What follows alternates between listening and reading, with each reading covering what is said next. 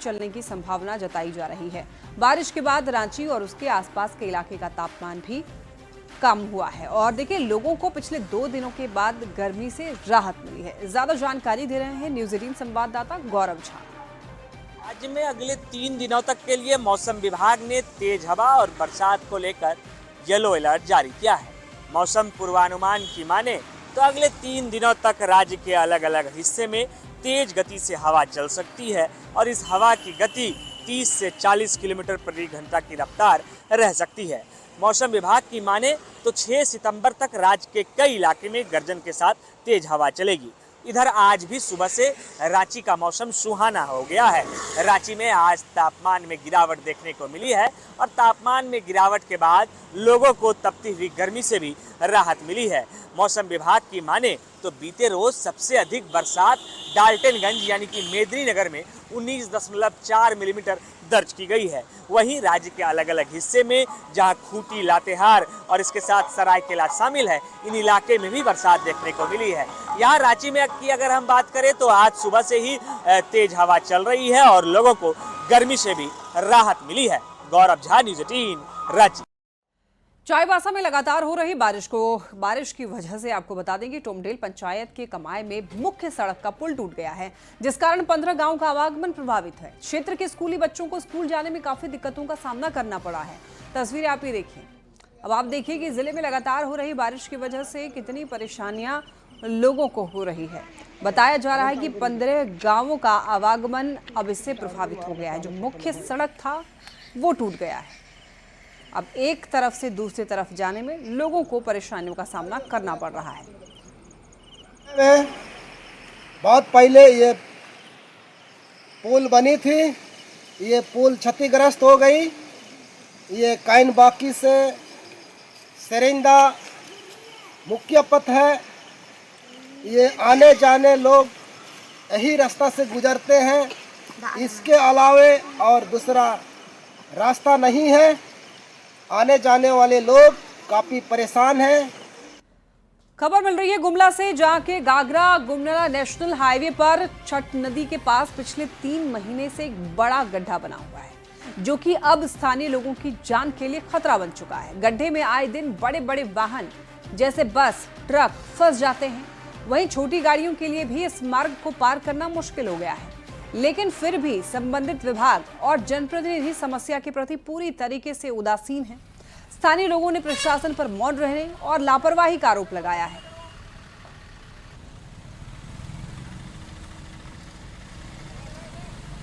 इतना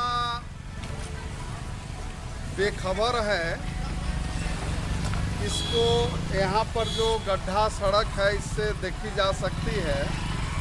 पथ निर्माण विभाग, जिला प्रशासन और सरकार बड़ी दुर्घटना होने का इंतजार कर रही है कि 24 घंटे के अंदर रोड अगर मरम्मत नहीं हुए तो घाघरा बंद होगा, सड़क जाम होंगे, जिसकी सारी जवाबदेही जिला प्रशासन और सरकार की होगी।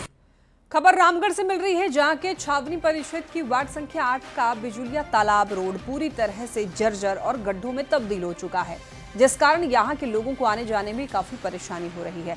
सड़क पर सैकड़ों की संख्या में गड्ढे हैं। पानी भर जाने के बाद लोगों को काफी परेशानी होती है। स्थानीय लोगों की सूचना के बाद सांसद ने लोगों की समस्याएं सुनी है। ज्यादा जानकारी दे रहे हैं न्यूज 18 संवाददाता जावेद खान। इस वक्त मैं मौजूद हूँ रामगढ़ छावनी परिषद के वार्ड नंबर 8 के बिजुलिया तालाब रोड में। आप देख सकते हैं यहाँ सड़क जो है किस तरह से गड्ढों में तब्दील हो चुकी है। यूँ कहें कि यहाँ सड़क ही नहीं है। इस इलाके में 500 से अधिक के आवास हैं और यहाँ एक कॉलेज भी है जहाँ पर लड़कियाँ जो पढ़ने के लिए आती हैं, और कई व्यावसायिक प्रतिष्ठान हैं। मगर सड़क की हालत को देखकर समझा जा सकता है कि शहर का सबसे प्राइम लोकेशन है, वहाँ की सड़क किस तरह से है। यहाँ पर सांसद को भी इस बात की सूचना दी गई थी स्थानीय लोगों द्वारा। यह सड़क बहुत ही जर्जर हालत में है और आज से 5 साल पहले सड़क को बनाई गई थी, लेकिन अभी जो हालत है वो आप देख ही रहे होंगे। यहाँ चलने वाले लोग का, स्कूटी का, स्कूटर का, मोटरसाइकिल का सौकर पर डे खराब होता है। क्या यहाँ का जो कैंटोनमेंट बोर्ड है, उन्हीं का रोड है, वो कुछ ध्यान ही नहीं देते हैं। जनता परेशान है, इससे परेशान है। चलने में दिक्कत है, इतना रोड देख नहीं रहे, इतना उबड़ा खबड़ा मट्टी डाल दिया, कितना आदमी गिरा है इसमें, अभी 2 दिन पहले ही गिरा हुआ। बच्चों को भी दिक्कत होता है, सबको दिक्कत होता है। रामगढ़ शहर का ये सबसे प्राइम जगह है, प्राइम कॉलोनी है बिजुलिया तालाब रोड, जहां हजारों की आबादी यहां पर निवास करती है। लेकिन सड़क को देख करके सहज ही अनुमान लगाया जा सकता है कि सड़क जो है पूरे तरीके से जर्जर हो चुकी है, गड्ढों में तब्दील हो चुकी है। यहाँ पर कई स्कूल और कॉलेज हैं, आवासीय क्षेत्र है, व्यवसायिक कई यहाँ क्षेत्र हैं। ऐसे में यहाँ के लोग चाहते हैं कि जो छावनी परिषद है, सड़क का निर्माण जल्द से जल्द कराया। जावेद खान, न्यूज़ 18 रामगढ़। खबर जामताड़ा से मिल रही है, जहां के राजकीय कन्या उच्च विद्यालय का भवन खंडहर बना हुआ है। बड़ी बड़ी झाड़ियों के बीच स्कूल संचालित हो रहे हैं और यही नहीं, स्कूल सांपों और विषैले जानवरों का अड्डा बन गया है, जिस कारण बच्ची और यहाँ पर जो शिक्षिका है वो जान जोखिम में डालकर पठन पाठन का कार्य करते हैं। हाई स्कूल रहने के बावजूद भी यहाँ सरकारी शिक्षिका नहीं है और सहायक अध्यापक के माध्यम से इसका संचालन होता है। स्कूल में 150 बच्चों को पढ़ने के लिए महज 5, यहाँ पर उन बच्चों को पढ़ाने के लिए 5 शिक्षिका है। विभागीय अधिकारियों पर शिकायत के बाद भी अभी तक कोई भी एक्शन नहीं लिया जा रहा है। होता है तो स्कूल का आंगन में पूरा पानी जमा हो जाता है और हम लोग को क्लास तक आने में बहुत प्रॉब्लम होता है। यहाँ सांप केंचुआ भी क्लास तक आ जाता है। यहाँ मैम लोग हम लोग का हेल्प करती है, तो हम लोग बाहर के जो अंकल लोग हैं उन लोग को बुला के पानी निकलवाते हैं, तब हम लोग क्लास तक आते हैं। मेरे विद्यालय में इस बार हाई स्कूल का नामांकन हुआ है, लेकिन कमरा नहीं है, बेंच नहीं है, शौचालय नहीं है, स्कूल में पानी भर जाता है, गार्ड नहीं है, महिला विद्यालय है, भवन जर्जर है, ये सब समस्या।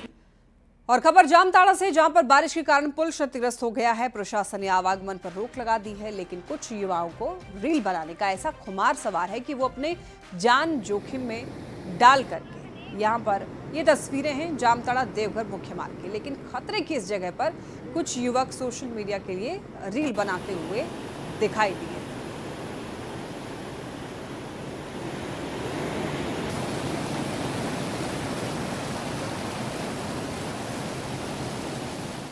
खबर जमशेदपुर से मिल रही है। बताया जा रहा है कि जमशेदपुर में खड़ी कार में आग लग गई है। बैटरी बदलने के दौरान शॉर्ट सर्किट लगी और आग के यहाँ पर कार जो है वो आग का गोला बन गई। दमकल की टीम आग बुझाने में जुटी। मानगो थाना क्षेत्र का ये मामला है। ये देखिए, आप तस्वीरों में देख सकते हैं पूरी तरीके से ये जो कार है वो जलकर खाक हो गई। बैटरी बदलने के दौरान शॉर्ट सर्किट और इसकी वजह से आग लगी और आग लगने की वजह से कार जो है वो पूरी तरीके से जल गई। दमकल की टीम ने आग बुझाया है, आग पर काबू पाया है, लेकिन ये कार बुरी तरीके से जल गई है।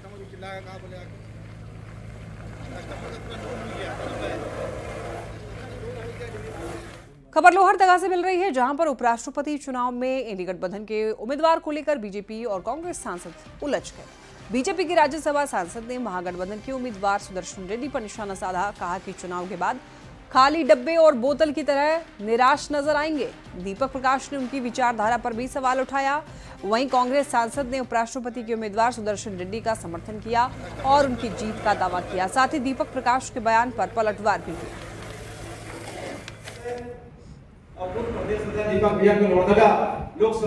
ठगबंधन के घूम रहे बेचारे को 9 तारीख के हाथ में निराशा ही हासिल होने वाला है। खाली डब्बे की तरह वो नजर आएंगे 10 तारीख को। इन लोगों ने उनको उम्मीदवार बनाया है, उनको पर्यटक की तरह झारखंड में भी घुमाने का काम कर रहे हैं। ये वही नेता है, वही जज है जिन्होंने नक्सल और नक्सलियों के समर्थन पर निर्णय देने का काम किया था और उसकी आवाज़ को बोलने का किया था। इनकी विचारधारा जो है ना, वो चीन से आयातित है। मैं समझता हूँ कि उनको दीपक प्रकाश जी को एक ज्ञान हो जाना चाहिए। इनका नाम है सुदर्शन, जस्टिस सुदर्शन रेड्डी। आपने मैं थोड़ा याद करो, लोकतंत्र में संख्या बल मायने रखता है, तो हमारे साथ तो सुदर्शन है। अगर महाभारत काल की बात करें तो उसमें कौरव थे, उनकी संख्या ज़्यादा थी, पांडवों की कम थी। विजय किनको मिली? पांडवों को मिली। तो हम तो संविधान के साथ, लोकतंत्र के मूल्यों के साथ है। राहुल गांधी जो संघर्ष कर रहे हैं उसके साथ विजय तो हमारा निश्चित हो रहा है। हम तो विजयी हो रहे हैं। जीएसटी काउंसिल की बड़ी बैठक जारी है। बैठक में टैक्स स्लैब कम करने पर चर्चा। देखिए 12% और 28% का टैक्स स्लैब खत्म करने का प्रस्ताव है। इस बैठक में झारखंड के वित्त मंत्री राधाकृष्ण किशोर भी मौजूद हैं और झारखंड के हक की मांग रखेंगे। वित्त मंत्री इस बैठक में झारखंड के लिए केंद्र से क्षतिपूर्ति अनुदान की मांग रख सकते हैं। बीजेपी का यह कहना है कि जीएसटी को घटाने और राज्यों की चिंताओं पर चर्चा के लिए बैठक बुलाई गई है। वहीं जेएमएम ने केंद्र और गैर बीजेपी शासित राज्यों के साथ भेदभाव का आरोप लगाया है। तो जीएसटी रिफॉर्म से यहां पर जीएसटी रिफॉर्म को लेकर दरअसल जीएसटी काउंसिल की बैठक हो रही है। आपको याद होगा 15 अगस्त के दिन प्रधानमंत्री नरेंद्र मोदी ने लाल किले से ये कहा था कि जीएसटी स्लैब में रिफॉर्म किया जाएगा और उसी को लेकर दरअसल ये बैठक हो रही है और झारखंड के वित्त मंत्री इस बैठक में शामिल हुए हैं।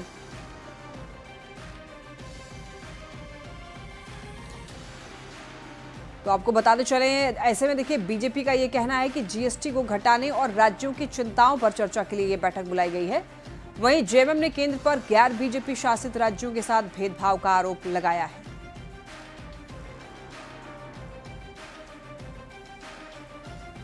उसका मूल उद्देश्य यही था कि उसके जितने सदस्य हैं वो राज्यों के वित्त मंत्री सदस्य होंगे और हमेशा एक अंतराल के बाद जीएसटी काउंसिल की बैठक होगी जिसमें यह तय होगा कि जीएसटी के स्लैब को घटाना है, बढ़ाना है, किन सामानों को, वस्तुओं को कम स्लैब में लाना है, ज़्यादा स्लैब में लाना है।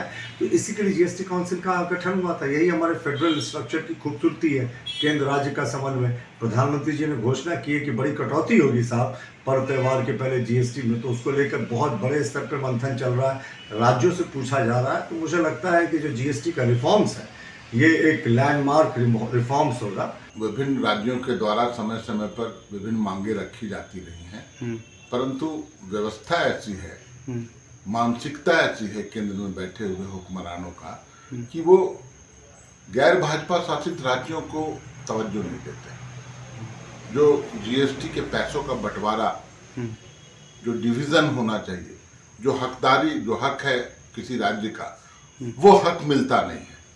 अब उसके लिए क्या कुछ जीएसटी काउंसिल की बैठक में निर्णय लिए जाएंगे, कैसे उसको इम्प्लीमेंट किया जाएगा, कैसे राज्यों को उसका हक मिले, ये सुनिश्चित हो।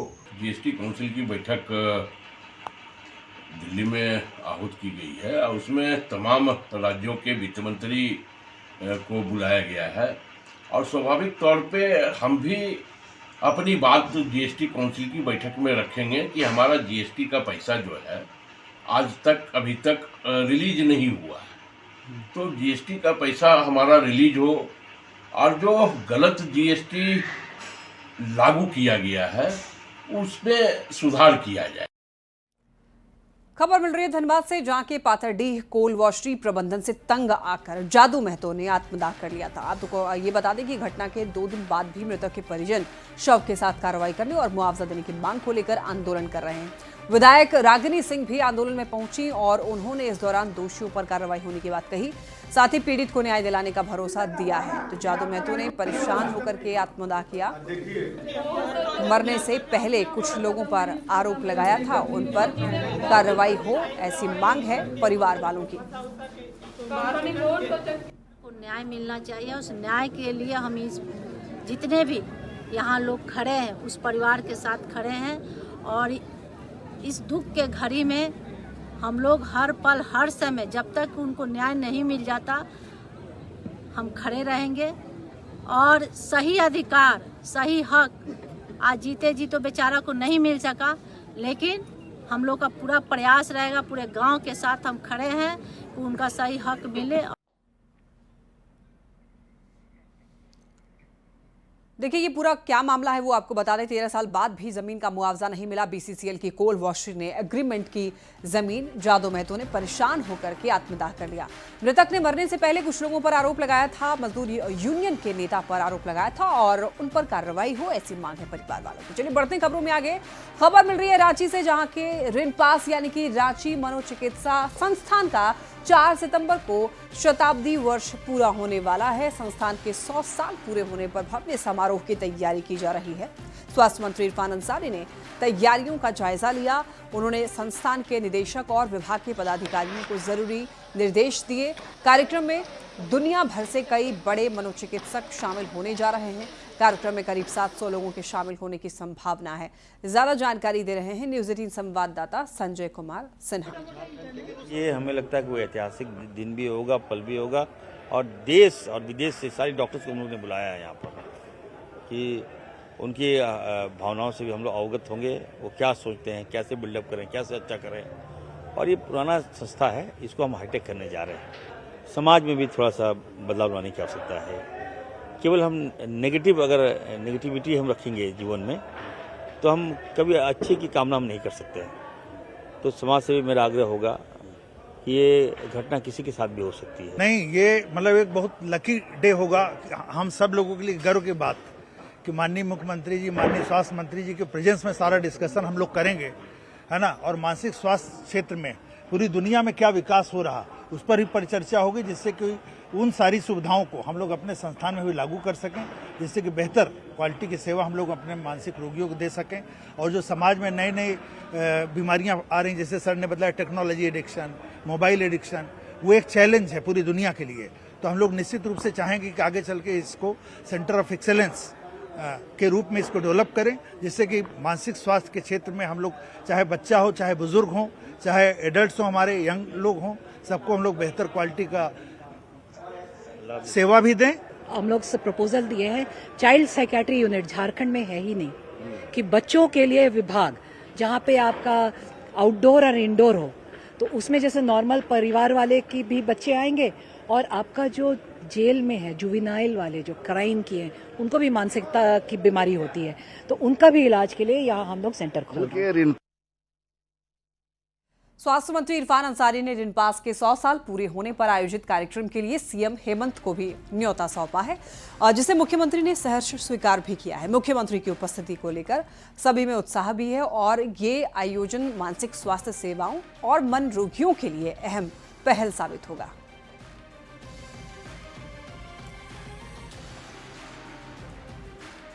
बढ़ते हैं खबरों में आगे। बिहार में वोटर अधिकार यात्रा के मंच से पीएम मोदी की मां को कहे गए अपशब्द पर पीएम ने करारा वार किया। अब इसी के साथ देखिए झारखंड की सियासत भी सुलगती हुई दिख रही है, जहां जेएमएम और कांग्रेस ने पीएम की भावुकता पर सवाल उठाए हैं। पूरी खबर इस रिपोर्ट में आप देखिए।